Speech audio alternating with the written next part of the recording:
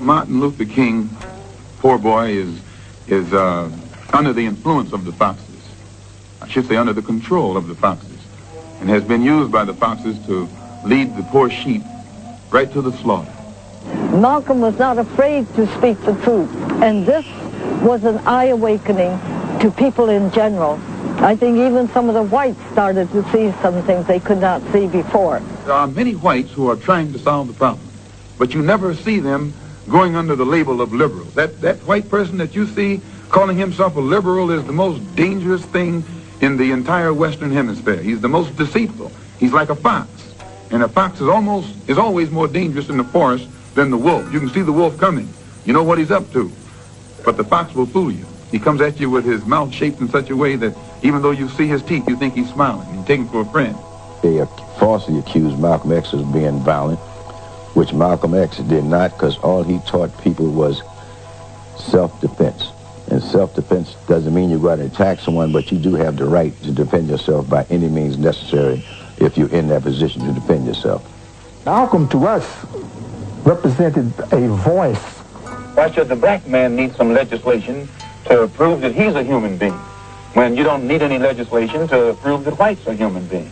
So I make this point because, to come right back to my initial statement at the outset of the program, you will never get real freedom and recognition between black and white people in this country without destroying the country, without destroying the present political system, without destroying the present economic system, without rewriting the entire Constitution. It'll be a complete destruction of everything that America supposedly stands for before a white man in this country will recognize a black man as something on the same level with himself. Heads of governments and leaders of revolutionary movements listened to him and were convinced that there was a legitimate problem, a human rights problem that black people had in the United States, which was being covered up and concealed. He hated all the things that decent people should hate. He hated racism and hypocrisy and oppression and the tyranny of those in power. And what he loved humanity. But of course, the humanity in this country, because of the racism, was not the kind of humanity that anyone could love. It would have to be a society that would have to be changed completely. I, for one, will join in with anyone, don't care what color you are, as long as you want to change this miserable condition that exists on this earth. Thank you.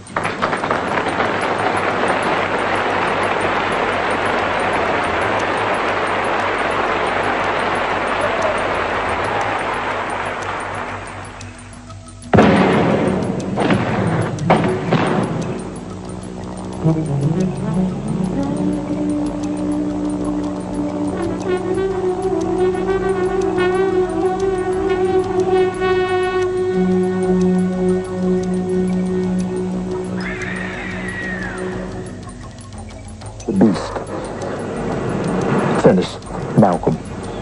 They had to get rid of him. After Malcolm was assassinated, I was at the Audubon Ballroom the day that it happened. It was a terrible thing to witness. And there are a lot of things that happened there that day that I don't understand, and a lot of questions that have not yet been answered. People are still trying to puzzle out or piece together what really happened and who was really responsible in terms of the actual participants. We know that the United States government planned it, did all of the plotting, and used the Nation of Islam and some of Malcolm's own people to bring him down. I found out later on after research that Gene Robbins was on the stage when Malcolm X got assassinated. He was a gold badge carrying detective. If you define what a bodyguard is, it's distinctly just that. You guard somebody's body with your body, and that makes you a bodyguard. So now how come any of what's there is beyond me to jump in front of the bullets? They ain't supposed to be off the stage, down the stage, around the corner. Those are not bodyguards. The CIA is completely very powerful in this country. Nobody knows how powerful. The CIA had liaison projects with police forces all over the United States. There was a chance of détente between Malcolm and King at the time of Malcolm's assassination. Two of the people arrested for the murder of Malcolm X were people that had not fired a shot that had hit the victims. These activities were run by the counterintelligence staff of the CIA. It was put in counterintelligence in order to bury it as deep as possible in the agency and prevent exposure. I find it a little strange that the FBI has informant files on so many people who end up assassinating someone. If the CIA was doing it in New York, imagine they were doing it in country after country around the world. Well, if they had not killed Malcolm X, probably the Black Panther Party would not have evolved. I found these Declaration of Independence piece, that first two paragraphs that said, when in the course of human events it becomes necessary for any one people to dissolve the political bondage which have connected them with another, when a long train of abuses and usurpations pursues and invariably evinces a design to reduce a people under absolute despotism. Well, this kind of phrasing, this kind of thinking, and our understanding, particularly the way I was coming from in my decisions to help to create this organization, was all about this need to change and alter the government, to evolve some community control kind of political power back into the hands of African American people in the black community. So we went down to the War on Poverty office, 3 blocks from my house. It's right there in North Oakland. And we sit down and decided right there by October 15th to start writing out this 10-point platform and program for this new organization. Many people don't understand that the Black Panther Party's 10-point program and platform was basically a statement of principles. And it was around these principles that we organized in the black community. Point 1 said we want power. We want power to determine the destiny of our own community. And it went through a series of issues. We wanted decent housing. We wanted to determine the destiny of our community. Decent education taught us about our true history. We wanted fair treatment in the courts and juries of our peers. We wanted to end to police brutality. We wanted a relevant education that taught us who we were and our role in society. We wanted land, bread, housing, education, clothing, justice, and peace. We wanted to organize political, electoral, black community power. The point was not to show what the government was not doing. The point was to show the community how the community could empower itself and how the community could organize. So we wrote this program, 10 points of what we want, then 10 collateral points of what we believe. And these principles and stated objectives of the Black Panther Party were the heart of its program. We still didn't have a name for this organization. I had gotten a pamphlet from the Lowndes County Freedom Organization. So I said, Huey, why do you got this logo for this panther here? At another point that day, Huey said, you know, I think the nature of a panther is that if you push it in the corner, if it can't go left and if it can't go right, it's going to tend to come out that corner to wipe out the aggressor who pushed it in the corner in the first place. I said, that's what the racists have done, Huey. They done pushed us black folks into the corner. And we decided to name it the Black Panther Party at first, and then we said, well, wait a minute, we're going to take a position on self-defense. So me and Huey agreed the Black Panther Party for self-defense. So that was the night, October 22nd, the finalizing founding evening night. Because this is what happened. Huey was saying, okay, we're going to have some officers. So I flipped the chairman, a coin, a silver dollar. I say, heads, I'm chairman. Boom, it landed on heads. I say, I'm chairman. I go ready to hand Huey the silver dollar, and I pull back. I says, you don't need to flip. So Huey say, what do you mean I don't need to flip? I says, wait a minute, Huey. I says, only 2 of us. Oh, that's right. I says, you automatically minister to defense. So I chairman. Yeah. Huey and Bobby said we want an immediate end to police brutality and the murder of black people. That was rampant in the Bay Area, all over the country. It's always been a society of working class whites pitted against blacks. They had nothing else they could do but be police and try to come out of their Oklahoma Dust Bowl, I'm gonna kick your ass nigger kind of attitude. There was an incident where a police had shot a black man in the back and then went and planted a gun next to him and said that the guy had drawn a gun on him, which we found out after investigation the guy didn't have no gun. Police had shot him in cold blood. Then they had another example where another black man was shot. But every young black man that was being shot during that time, the police never got indicted for murder or nothing. If anything, they got a promotion. Oakland has one of the highest infant mortality rates among black people across the United States. Add to that miseducation, unemployment, police terror, and the rest. This all helped give rise to the Panther Party in that particular place at that time. Real first patrol was down on 7th Street in West Oakland, California, We had 11 or 12 brothers that night. Huey, Bobby, little Bobby Hutton, Forte brothers, Sherman, who was also a part of that first cadre, and Albert Big Man Howard. I'm telling Huey on the walkie-talkie because I'm riding in the lead car. Huey, we got a policeman down here. There's a lot of people down here in the corner. Let's get out here, man, because he's arresting somebody. We pull over. We park legally. We're 100 and some feet away. We all pile out the cars. We're a well-organized group, and we're observing the police under the law, and we're not going to take any crap from them if they do try something. But we want to recruit the people. We're trying to capture the imagination of the people in the community to let them know. I think somebody I remember saying, what they got, sticks? Because, you know, it's dark, and people don't expect to see people with guns, black folks, right? And it's nighttime, like. And somebody said, man, no, them some goddamn guns.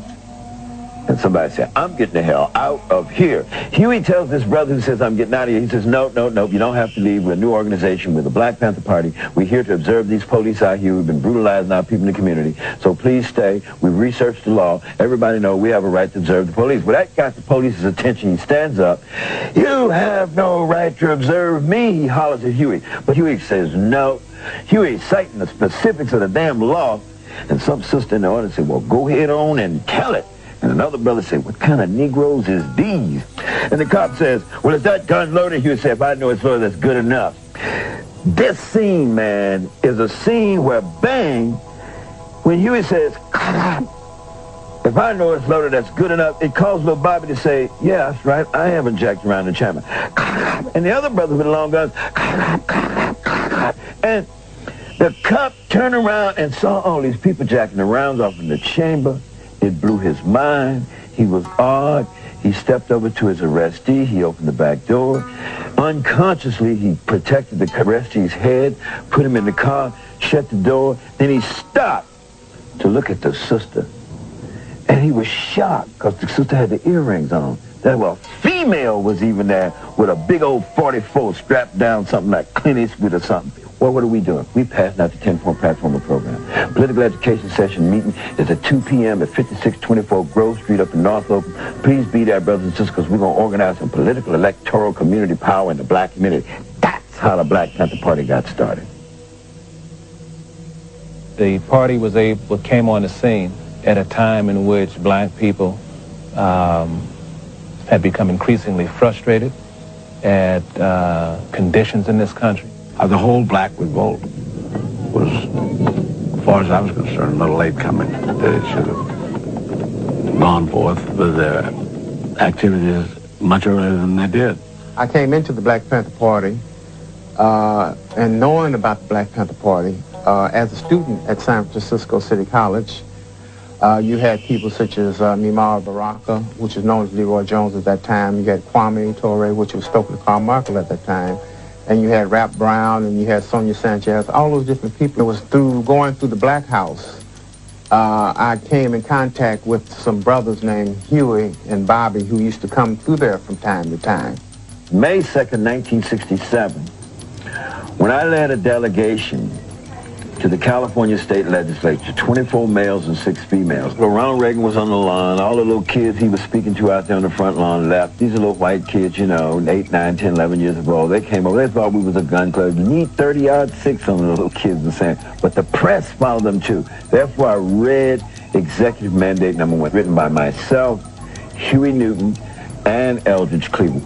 The Black Panther Party for Self-Defense calls upon the American people in general and the black people in particular to take careful note of the racist California legislature, which is now considering legislation aimed at keeping the black people disarmed and powerless. At the very same time, racist police agencies throughout the country are intensifying the terror, brutality, murder, and repression of black people. That gave us international notoriety because we were arrested, then we was all bailed out the next day or so, etc., and boom. Get your hands up. Un carrefour, une bagarre éclate. Un officier de police est tué. Huey Newton blessé est incarcéré. I will be free, providing that we're successful in the battle that we're engaged in now, and that is to revolutionize the court system. It all depends upon this problem. Huey was facing the gas chamber Bobby Seale and a handful of all the other members who'd gone to Sacramento were in jail. They were serving time. So it really wasn't much of a organization. At that point, the Black Panther Party totally fell apart. It didn't exist. I was in the Student Nonviolent Coordinating Committee, so I came out then in November of 1967 to work with Eldridge, organizing the support around Huey's case. Do you have any money? No, I'm in a severe state of poverty. What about the Huey Newton Defense Fund? I don't know too much about the Huey Newton Defense Fund, actually. Who's paying your attorney's fee? I believe the Huey Newton Defense Fund. I come out of jail. Eldridge Cleaver is back because Huey has been shot. He has put out one issue that says, "Free Huey." Free Huey! Free Huey! Free Huey now! Free Huey! Black is beautiful! Free Huey! Say I want free! Free Huey! Peoples of the world are demanding that Huey P. Newton be set free.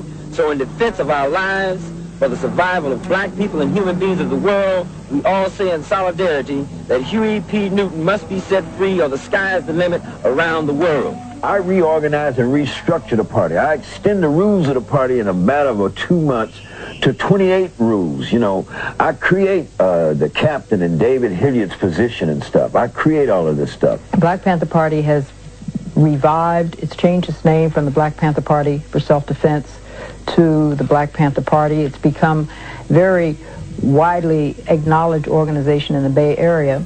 I was deputy chairman of Student Nonviolent Coordinating Committee. Put me in touch with a lot of people in the Panther Party. The alliance was formed in 1968. The Panther Party emerged in Oakland, California, and did not have a national base. SNCC had a much longer history, had in many ways more seasoned activists. H. Rap Brown was drafted into the Black Panther Party as Minister of Justice.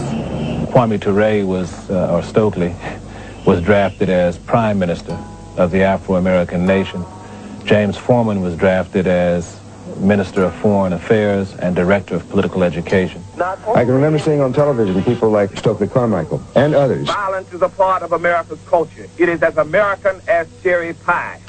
Against all forms of racism.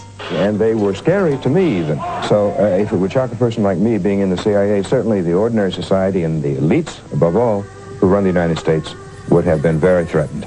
Black power means dignity. See, it's no in between. You're either free or you're a slave. There's no such thing as second-class citizenship. The only politics in this country that's relevant to black people today is the politics of revolution. That we must arm ourselves, that we are in imminent danger, that the concentration camps in Tule Lake, in Arizona, and Oklahoma are now being rejuvenated, reset up for us, and we will defend ourselves. I don't believe in guerrilla warfare. I think it would be both impractical, ineffective, and immoral. So I can't believe in this at all. I think we must see, on the other hand, however, that the young militants are in the revolutionary spirit, and they are concerned about revolutionizing certain values that have been existing in our society that need to be revolutionized. And I think the other thing that we must see is that, as President Kennedy said, those who make peaceful revolution impossible only make violent revolution inevitable.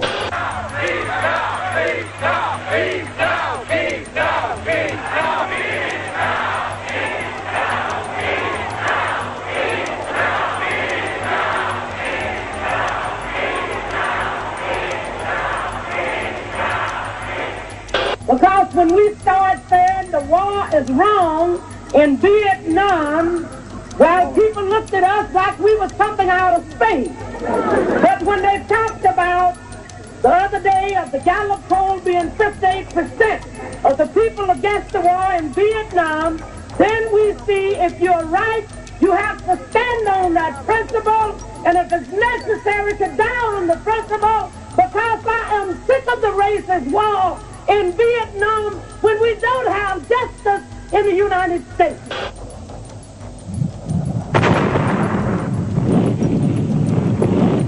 There are bloody good bunch of killers.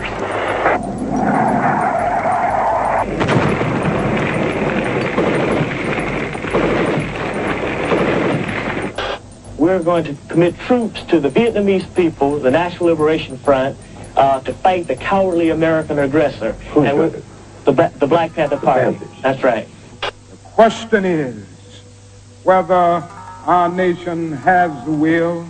And I submit that if we can spend $35 billion a year to fight an ill-considered war in Vietnam and $20 billion to put a man on the moon, our nation can spend billions of dollars to put God's children on their own 2 feet right here on earth. I'm going to make this known at the Paris peace talks so that it can be accepted or rejected by the Vietnamese people, but in the spirit of internationalism and the spirit of international solidarity, we plan to do this, and we will do this for any people who are fighting against American imperialism. You want to get to...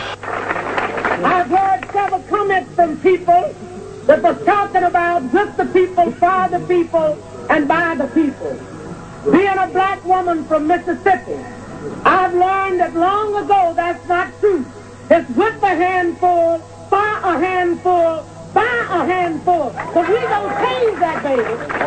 We're going to change that because we're going to make democracy a reality for all of the people of this country. And I say that there is a great need now for a radical reordering of priorities in America, and that is a great need for a revolution of values.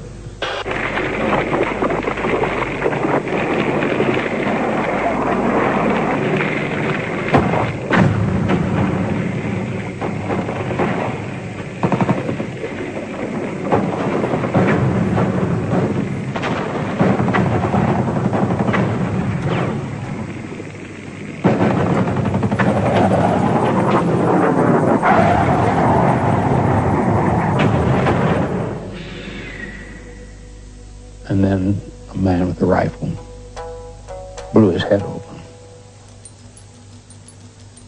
And from the apartments and ghettos and slums through America, and all the places he'd been, you put it on the map, and the places that Dr. King had been is where they came out in rage and bitterness that this could happen to this